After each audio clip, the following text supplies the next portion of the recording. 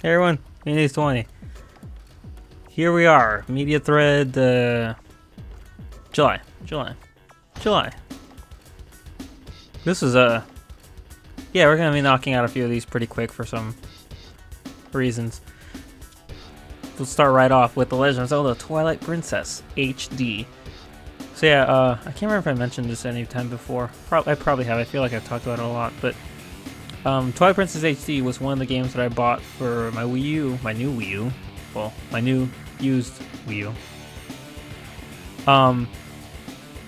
And I bought it off the eShop before it went down, along with a bunch of other stuff that we're going to be getting into in this list. And I started playing it a few days after I bought it, I think. I played it for like a few hours. And I stopped and I got to thinking, why don't I play the game in hero mode? Check that out. I did that. So the original game, I got to the dungeon. And then in the hero mode game, I beat the first dungeon. And that was a mess. And I was like, oof, that was intense. And then I stopped playing the game for 8 months. And then I came back to it. And then I came back to it and I'm like, I'm not doing the hero mode. And I just went into the normal file and I played through the rest of the normal file obsessively. It's so weird. I don't know. I'm sure this happens to everyone. Because it's weird. It's like, I'm like, yeah, I remember liking the game. I'll definitely have a lot of fun playing it again. I started playing it and I just can't get into it. Like, I can't play it. Like, I'm like, I can't be bored. I know I like this game. Weird. And so I stopped playing it because I wasn't having fun. And then I came back to it and I just had a blast. And it was all I played every single day until I beat it. And it's a weird thing to have happen to you. But man, it was great. And like I say here, it gave me the same feelings I had when I played Skyward Sword HD last year, year before, whenever. It's so fun visiting like an old Zelda game and experiencing the old gameplay style of, you know, the dungeons, the dungeon items, the world with all this hidden stuff in it. Just like that, it's not an open world, which, I mean, I've never been an open world guy. Like, there's very few exceptions. I played open world games and I don't hate them, but I prefer more linear experiences. Yeah, just straight up. Like, obviously I think some deviation's fine, but as long as there's like a set path, I guess, so to speak, I don't know, whatever. I had a lot of fun with Twilight Princess HD. It was great. Dungeons were absolutely amazing. I had fun just clearing dungeons. They're really great. They did a good job on all these for this game. I think one that stood out to me for the longest time was always, obviously, the Arbiter's Ground. A lot of people talk about that one. But the Snow Peak is another one. Yeah, the Snow Peak Ruins. And the final dungeon in Hyrule Castle is also really good too. Just really fun stuff. I got stuck in a few places. I think the dungeon I screwed myself in the most was the Temple in the Sky. Yeah, that dungeon was freaking nuts. Like, I was stuck in there for a while in some rooms just because I didn't know what to do. And there was another one where I went back to the main room to proceed to the end area of the dungeon without doing something else at the top, so I had to go back up there.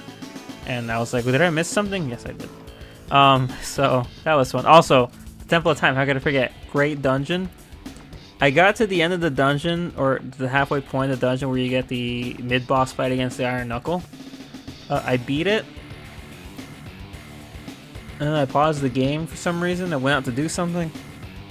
I must have been away from the game way too long. I don't remember how long, because it came back and the Wii U had turned itself off. And it's not like the Switch. You hit power, and the Switch is like, here's what you were doing last time. Want to go back and keep doing it? No, the Wii U's like, all right, it's all gone. I had to redo the entire dungeon. I did it much faster the second time through because I actually knew what I was doing. But or not the first half of the dungeon, basically getting down to the boss and the Dominion Rod. But man, that was just good. And then the whole finale, the final boss fights against Ganondorf and all that stuff, that was great. I really do wish, like, it's like in certain instances in the game, I do kind of wish it was harder, but hero mode makes it too hard. If that makes, like, I mean, the annoying thing about it is just you take so much damage, you have so little hearts at the beginning. Like, it's an early game hell, I think, is what the hero mode does. Because once you have enough hearts and enough bottles to carry around enough potions and this and that and fairies, that kind of negates the fact that you can't pick up hearts. But it's until you get there. Skyward Sword had the advantage where, even though it still had that problem in its hero mode, had the advantage that you didn't start with just 3 hearts, so it could kind of counterbalance it a little bit. Still fun, still great, fantastic game. Had a blast with it. That was really fun to revisit. Okay, we're gonna hit up some quick revisits as we continue. That was July 8th, and then on July 13th, I finished Fire Emblem Shadow Dragon, which is another game that I bought for Wii U, and another one that I started and left off on. This one, as you can see, I wrote it right here. It's 25 chapters. I beat 12 of those last year. I left off in 13. In chapter 13, because 13 sucked. That, for people who don't know, is the Wooden Cavalry level. It's the one where you start on... Yeah, this side, well, I mean, the camera's flipped. You start on one side of the map. There's 3 roads, and then the boss is in the middle of the other side of the map. In the middle of those roads are like several ballista. The boss, I think, is a ballista. There's a bunch of ballistas surrounding him. You know, they have the crazy long range. I did that level so many times, and characters kept dying, and I was like pulling my hair out. It's like at one point I'm like, I don't care who dies, I'm gonna go through it. But too many people died by the end of it. I'm like, not even at the end of it, I'm like, I can't keep going like this. I can't just win the fight with these few people. I need more people. So yeah. That level made me so upset I stopped, but I finally got through it. Blitzed through the rest of the game up until the ending. The final level was... Screwed myself over so hard in the final level because didn't have door keys and didn't have people capable of opening doors. So 4 of my party members for the final level were stuck in rooms, and I just couldn't get them out. I didn't have keys. So they were just useless, and I was like, okay, nice. I just don't like the idea of the final level. I think it's done poorly, where it splits your party up all over the map. I don't like it. Or at least if you're gonna split them up, maybe do it in groups, in 2 groups, maybe 3. Like, they're just everywhere, and it's just, I don't like it. But that said, it was fun. I did enjoy it. The more simple, once again, simple and stripped back compared to some other Fire Emblem games, and I didn't mind that. I'm really happy with the simplicity of it, and the reclassing. I asked my sister, because she's played this, and she played New Mystery a ton, and she reclasses certain characters a lot of ways, so I was asking her what are some I can change. And they worked out. I had a pretty good team by the end of it. Felt great. This was fun. I forgot. I honestly thought Marth was going to class change. I forgot he doesn't class change in this one. He just level caps at 30 instead of 20. Totally slipped my mind. Fun game. Fun game. Good times. And then after Shadow Dragon, there were no good Fire Emblem games ever again. I mean, unless you count New Mystery. That was obviously only released in Japan. Which, granted, I played that one. You know, I had to get it translated. Like a fan patch. And I still think New Mystery is freaking excellent. When I first played Shadow Dragon way back, I played it once, I think. But when I first played New Mystery, I played it once, and I'm like, that was great. And then I played it like, I don't know, 3 or 4 more times after that. Like, I think New Mystery is awesome. Definitely recommend that one. Well, you know, fan patch it because they never released it over here, which sucked. After that came on also on July 13th, the same day I turned on Sacred Stones and I finished it. And as you can see here, this game is 21 chapters long, and I finished 18 and a half of them. Oh my gosh, yeah, 8 months before. I completely forgot. It really does feel strange to come back to a game that's like 90% done. I mean, it feels weird to put it on the media thread, because at least for Shadow Dragon, I did half of that back in July, and then the other half last year. This one is like I did almost the entire game last year. But whatever, yeah. I don't even remember, like, I think I remember what it was. I left off in the Roston Blackout chapter. It's the Fog of War one, when Reeve comes to try to kill the Roston dude and destroy the last Sacred Stone, that thing. I left off in the middle of that level, so it wasn't even at the start, it was in the middle of it. It was a suspend point. And it took me a while to figure out what happened, because like I played the level, and I found out, it's like, oh, and then some characters died, and I was like, oh, I see. It's one of those. I just got stuck in certain situations where specific characters left in specific places would be very bad. Because even though everyone was classed up, everyone except one character, and that was, I think, Tana, and that's only because I didn't have another Elysian whip for her. The problem is simply that there's a character, I think it's Ford or Kyle, I can't remember which one it is, that they're tough, they're strong, they can take guys out, but they suck at dodging. So when, like, and their defense does not negate all damage, so when they get attacked by like 20 guys, they'll take like a hit for 3, a hit for 4, a hit for 6, a hit for 4, and then they'll die. And it was just annoying because I need them at the front to stop them from getting to my squishier people in the back, but then they all focus only on the guys in the front.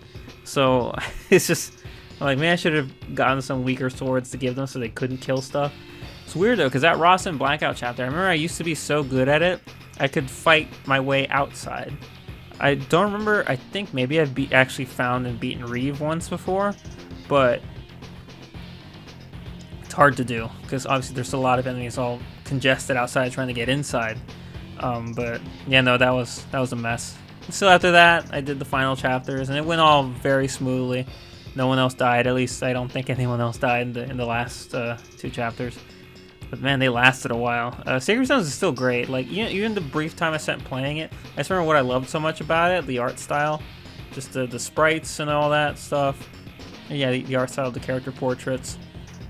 Just the way the maps look and all that stuff, and the music too. It's a good game. And I'm like, yeah, I remember like playing it again, even at the end of it. I'm like, yeah, I remember why I've played this game like 25 times. I don't know how many times I've played it over the years. It's great though.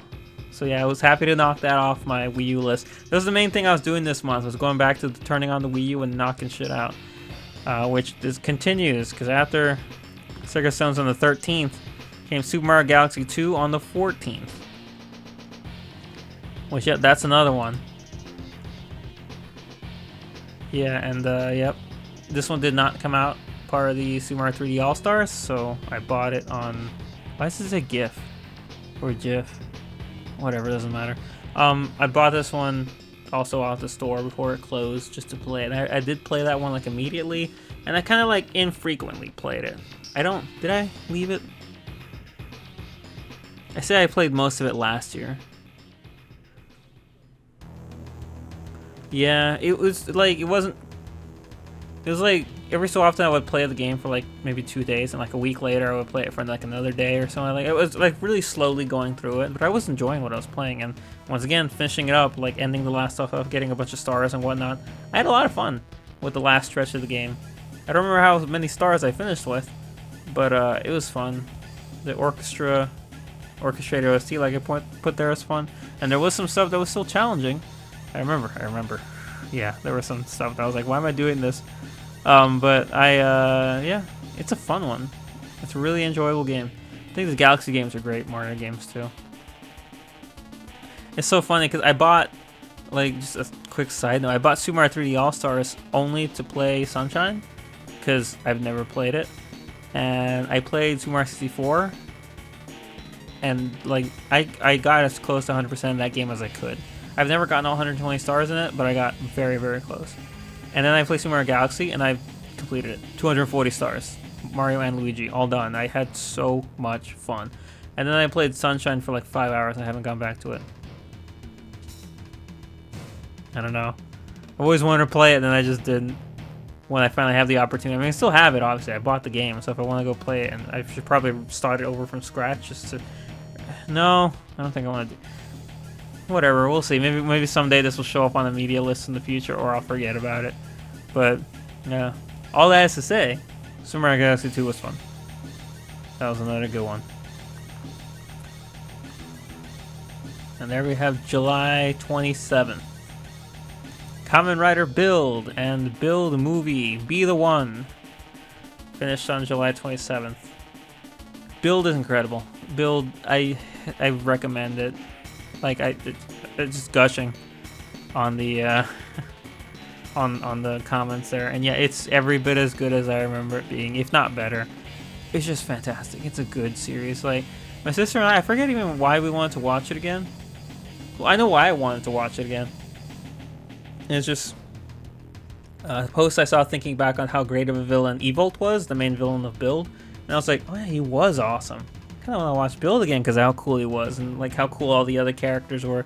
I told it to her sister, and she's like, I want to watch it again too. So we wound up watching the whole thing together. It was one day we watched 10 episodes in a row. That's the most we saw in a single sitting. And yeah, we finished the whole damn thing, and it was a blast. We finished on the 27th, and then we watched the movie as well. Like, we watched the movie first, and then we finished the series, because the movie takes place close to the end of the series. It's just good, man. I'm trying to think of, like, anything specific I can say.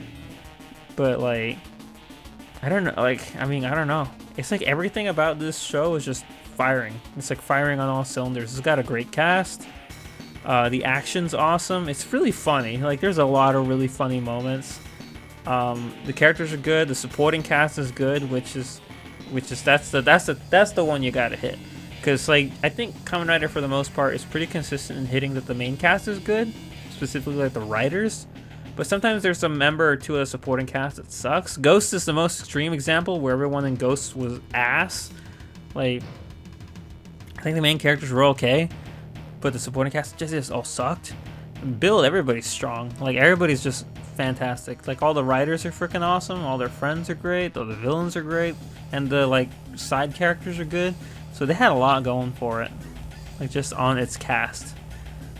Excellent. And then, of course, the thing that it's funny because I think it's like a fun fact that I knew back when I was watching Build or after I finished Build, I'm not sure.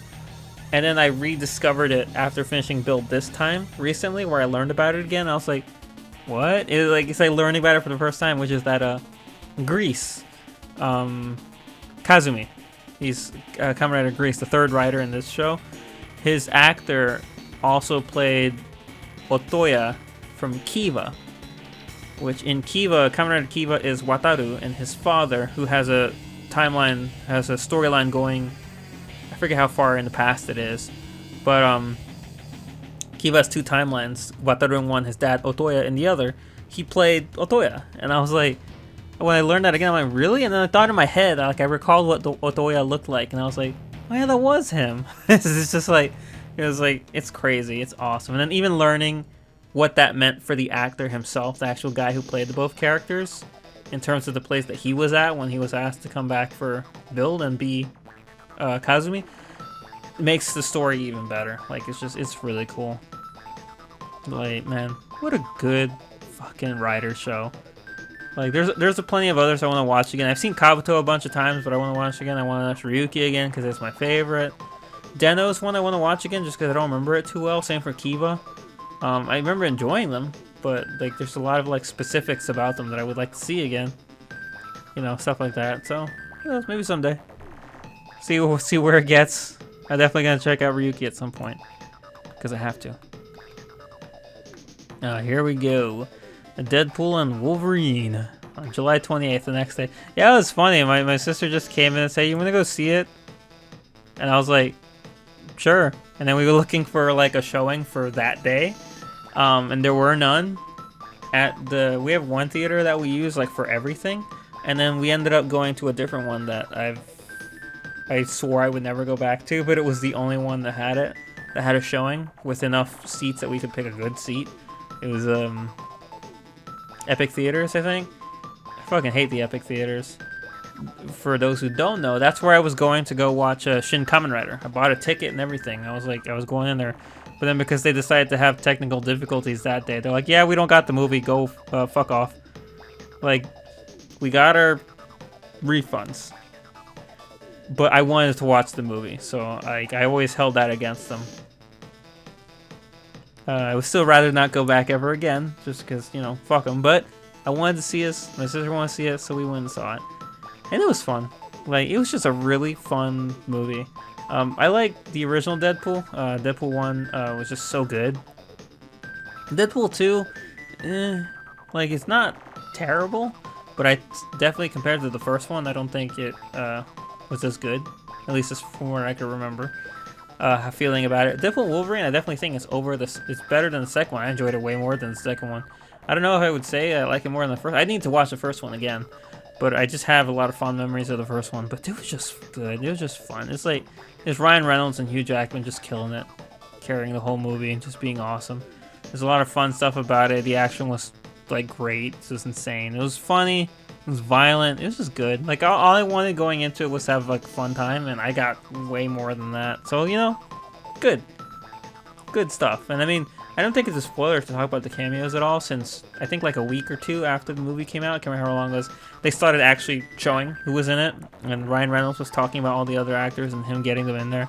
I think out of all of them, the one that surprised me the most, and I'm sure probably surprised everyone the most, was seeing Wesley Snipes' Blade in it. Just because, I don't know, I got the impression that he would never do it again, so it was cool to see him there for that scene and all the other stuff. I kind of wish X-23 was a surprise, but I unfortunately learned about that just through people talking about it. And about the actress coming back, and like I knew the actress's name, so like, isn't she? And, yeah. But still cool. It was still cool to see everybody together, to see those cameos and stuff, and it was fun. Like that's the biggest strength for the movie, is that it was just a fun time. So yeah, good. All right, yeah. I was trying to remember. Did I have one more, or am I done? No, yeah, there was one more. Oh man, like I love this. Can I just say how, like, before I talk about the game, isn't this just like the coolest looking art ever? Is this the box art for this game? I'm trying to remember. I think it is. It puts me in a weird space. Like, does anyone just talk about the box art before I talk about the game itself? Because the game's art style is not this. It's a pixelated game. I don't know what to call it exactly, like how many pixels, or if it's just an old school. It looks like old school style, like Final Fantasy sprite based games like that. But man, just like oh man, okay, you know what, let's just get into it. Let's get into it. July 30th, I finished Chained Echoes, and I had an insanely good time with it. Well, let's see if I remember one before I look it up, before I read it on the description. So, can you see my mouse on the screen? I'm trying to remember if I capture my mouse or not. No, I don't. Okay, I should probably start doing that. But on the top, Len. To her left, that's Killian. On the right, it's Raphael. Going back to the left, that's Eagle. I'm not sure how to say it. Egyl. Beneath him, I think that's Amalia. Yes, she's holding her dog. I forgot his name though, and I feel bad about that. There's Victor, who's I think my favorite male character. Yes, he is. There's Glenn. There's Bathraz, the lizard man. Wait, why am I saying there? You can't see my mouse. The guy with the hood is Victor. Glenn is in the middle. Bathraz is the lizard next to him. Above is Sienna, who's the best female character, and I think the best character in the entire game. And above her is Rob. Yeah. And then this is just a sky armor. It's the power suit you can fly around in. Chained Echoes. Alright. Yeah, as my first sentence sums it up. The game, it starts at a certain level. Like, yeah, it's okay. And then it gets better, and it gets better, and it gets better, and it ends on just a really high note. And of course, depending on your, I guess, how it hooks in the beginning, it can either be make it or break it for you, I think. It depends on how much patience you, I guess, have for a game or something. It's like telling someone, oh, just watch the first 10 episodes and it gets good, you know? Something like that, versus, oh, just watch the first season because in the second season it gets good, or something like that. But, yeah, I was harsh on the game in the beginning when I started playing, because there were certain things about it I didn't like. I think, to just talk about the game's hook, how it opens, is that it has Glenn and Killian, two of the main characters, on a mission with a bunch of mercenaries to go do something to try to win a war, basically, right? And they end up screwing something up, and Glenn sets off basically like a nuke that kills everybody in like this area. Like it's a massive area, a bunch of people die. And then the game hard cuts to a few months later, and you're now in control of Len and Rob instead. And I'm like, oh, are these our main characters instead? It wasn't like Glenn and Killian were like, oh, you think these are main characters, but they all died, and now you have these guys, and now you got to pick up the pieces. And I thought that was a pretty interesting thing. This wouldn't be the first game that does that, I'm sure. But like, I thought from the vibe of it, I'm like, yeah, that's an interesting note to start us on, you know. And then the game would introduce Victor, and then it'll introduce Sienna, and then it's during the Sienna portion where Glenn and Killian just come back, and apparently they were like swallowed by a squid. They get spit out. They fall next to Sienna, and then the three of them decide to team up. And I was just like, oh, they're not dead. Oh, that kind of ruins the point a lot, doesn't it? Now. I mean, to be fair, and I know someone's gonna say it, and I'll say it. Glenn's on the art. He's on the banner for the game on Steam, so obviously he's gonna stick around for a bit. But I don't know. For some reason, I didn't think about that. I was just playing the game, and I just thought it was dumb that he didn't die. That neither of them died, and they survived.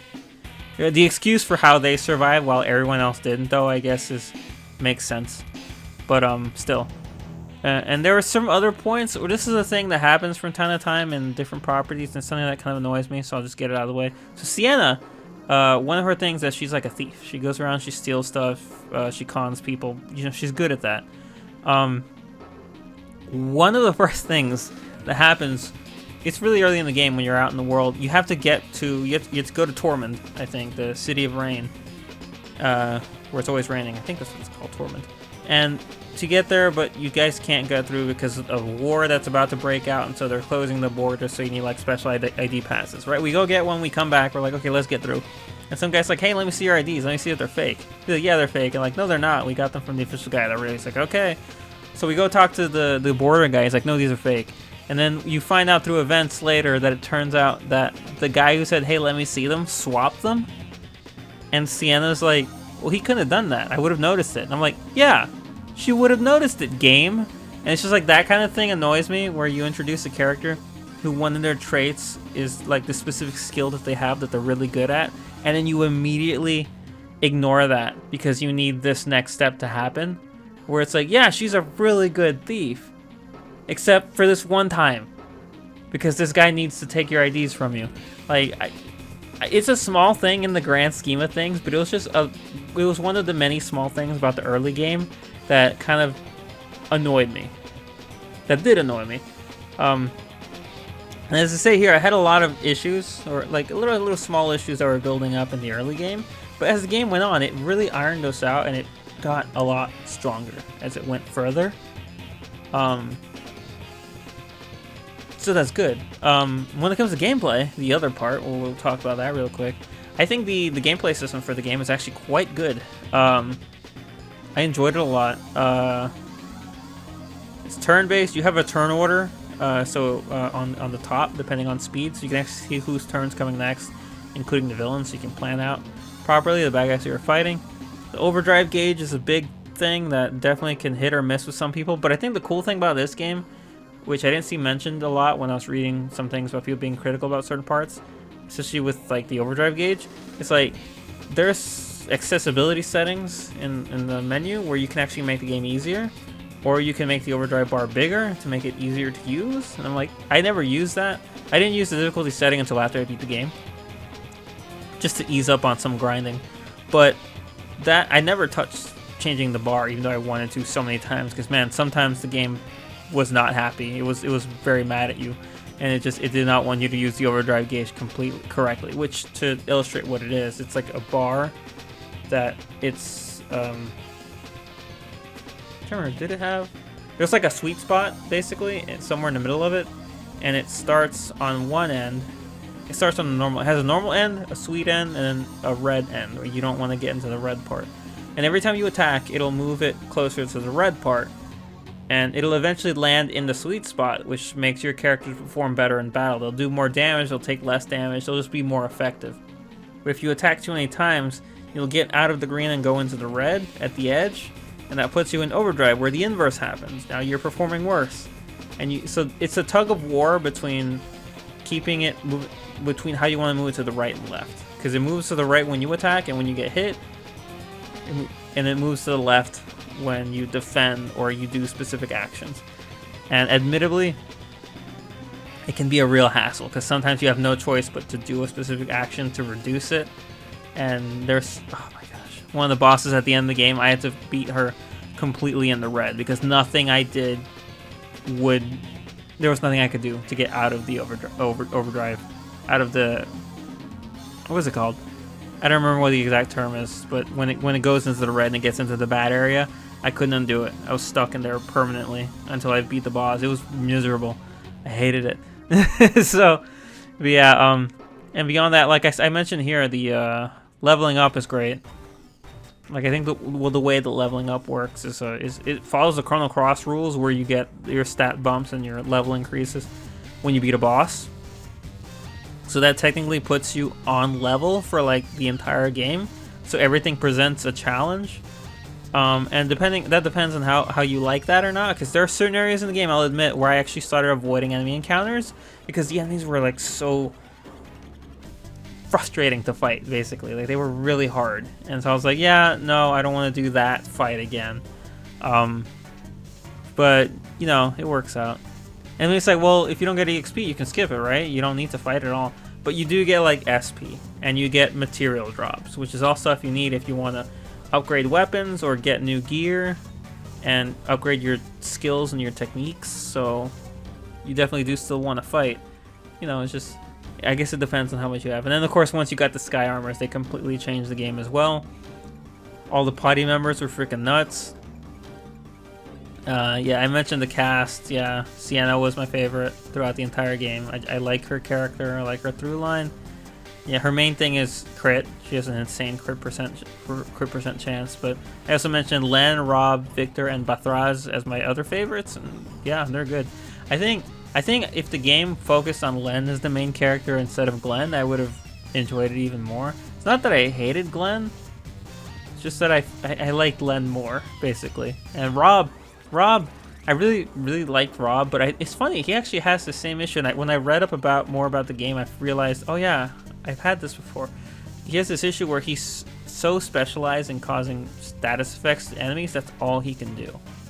He's not particularly great at dealing damage or taking damage or doing anything more than... So literally I would bring Glenn out, Rob. I would have him poison all the enemies, then I would put him away. And granted, I love this game for allowing me to poison and bleed and status effect the fuck out of just about any enemy. Like, it's great. Like, there's the amount of times where I've put bleed and poison on an enemy and it turned to their turn and they died because they took damage from bleed and poison was so good. Bosses too, like, it's a lifesaver. Like, if I give you one tip from how to play the game, poison the fuck out of everything. You'll be happy. You'll be glad you did. Victor was the GOAT. Oh, I love Victor. He was the one who would buff the party. So he had all the stat buffs and stuff. And Bathraz was just a magic man. I think it was specifically, was it dark and light magic that he had access to? I think it was. He was good at it. But yeah, I mean, all the other characters, I enjoyed all the characters to different extents. I think my biggest issue, one of my biggest issues I still have with the game, in terms of presentation, is the art style. It's not bad. When characters talk, if it's an important character, they'll have a character portrait, right? Obviously, where you'll see their face and then the thing. Now, one issue that the game has is it doesn't have expressions. Everybody has their one character portrait and that's it. So if, I don't know, let's say Killian is telling you a particularly messed up story about something that may or may not have happened to his sister, it's really weird when his only character portrait is him giving like this weird smug grin. Even doing something as simple as turning the smile on his face into a line would have made it better. Because, you know, it's like, I didn't even realize it until sometime in. I'm like, I think they should have had expressions for the characters. Not to mention, I don't know if it's the sprite work or, I mean, the pixel art. I'm not trying to blame anyone, I'm just curious. The character portraits vary wildly in terms of quality, in my opinion. I think for being the first two characters you're introduced to, Glenn and Killian have the worst character portraits in the entire game. Like, for how they look here in this official art, and I know it's a difference between this and the portraits, but if Glenn and Killian looked more like this than what their portraits look like in the game, I would have liked them both a lot more. Or, I mean, I would have been more attached to them quicker, because I think Killian looks really cool in this art, and Glenn looks nice too. Whereas Glenn, he looks dopey in his thing. So does Killian, and even Victor for being my favorite. I got used to his though. Like, I think that Victor could have maybe used a little bit of sprucing up, but I thought Victor looked okay. Because then you swap to another character. Like, I think Len and especially Sienna look great. I think their character portraits look really good. Batraz looks great. I think Rob looks pretty fine. Rob looks snooty, which is perfect because that's the kind of asshole he is. And I love that for him. But like, you know, it's just weird. It's just strange. It reminds me, actually, is that a game that comes next? Yeah, that's another game that I think is later down the list. Let me check real quick. Yeah, there's another game I'll talk about for the next month video that has a problem similar to this.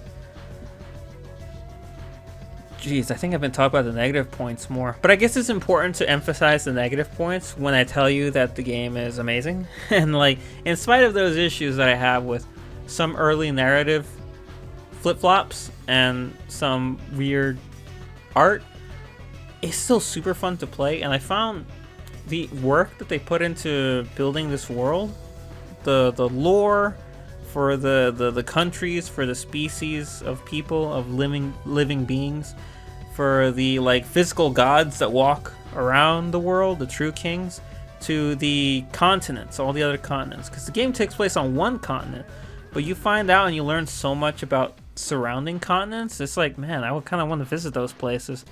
Maybe that's what they're setting up for a sequel. I mean, based on how the game ends, possibly, but it's just really well done. Yeah, like whatever like production bible they had, or whatever it was they had for notes of the world in terms of its rules and lore, they did good work on it because it shows, and that's something that I respect a lot because it's hard to do. I know from like even just writing fan fiction, I have a document that has all the main details for what I'm writing that I would reference for like, okay, where's this character? What about this one? What happened here? So that I can remember very specific points to proceed with certain parts. And even then, even with that there, it's difficult. Especially when I'm trying to apply a timeline to all my stuff so that it can make sense. I realized I made a gigantic error early in one of my stories that I was trying to rewrite earlier this year. And the error is so big, I don't know how to fix it. And it just like the only thing I can think to fix it is install another chapter, like write a whole brand new chapter in the middle of 2 existing chapters. I'm like, well, what's the chapter going to be about? I can't just use it to fix the timeline glitch. What's wrong? So that stuff is hard. So I respect them for that. Oh, I gotta mention also, OST is great. It has a really good OST. This game does. Like right off the bat, the first big area you get to explore with side quests and monsters, and just, you're free to do whatever you want. It's called Roland Fields. It's the area outside Farnsport. It's fantastic. Like that music there, it's like, it gives me Xenoblade Bionis-like vibes. And it's good. It's so good. I spent, I think, the most time in the entire game in that area because it was the early area. So, you know, still learning how to play the game and everything. And it's just wonderful. It's just, the music is great. It stays like that. There's a lot of really good areas, a lot of really good stuff. Some really good plot twists towards the end of the game. Just like the resolution of how the story ends is really good. And there's even a few loose threads that it looks like they might want to use for like a sequel. And honestly, I hope that it has a sequel. I do really hope that it finishes everything up, because I think that it's really cool. There's stuff left to explore in this world that I'm very interested in learning more about. Yeah. As you can see, I completed it on July 31st, so the next day. Really? I finished the game, and then the next day I got all the rest of the achievements? Huh. Sometimes I surprise myself. I honestly thought it took maybe just a few more days, not like just 24 hours later. Well, yeah. Game good. I recommend this one. I got it simply because I heard people talking about it. Just randomly on Twitter. It says like a good RPG that people enjoyed this year, and I was like, yeah, no, it was good. And I get the praise. I understand it. That brings us to the end of July. So all we have left is August. Anyway, until next time, everyone. Hasta.